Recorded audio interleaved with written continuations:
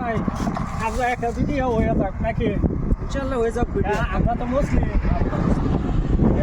মুসলিমের বিষয়ে মানে সবেরই অল্প জানকারি থাকে হয় আমরা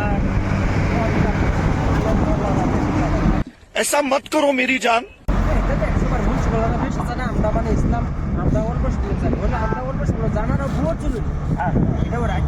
দেন কোরআনের মধ্যে বিসমিল্লাহ কয়বার লেখা আছে।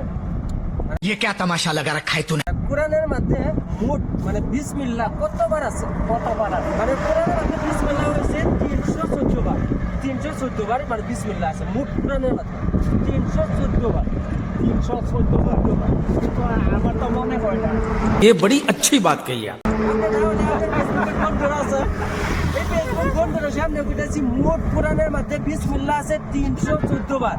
হঠাৎ ফেসবুক বন্ধুরা আমরা জুম্মাতে দিই ফেসবুকে কমেন্ট করে আমরা জানাইব।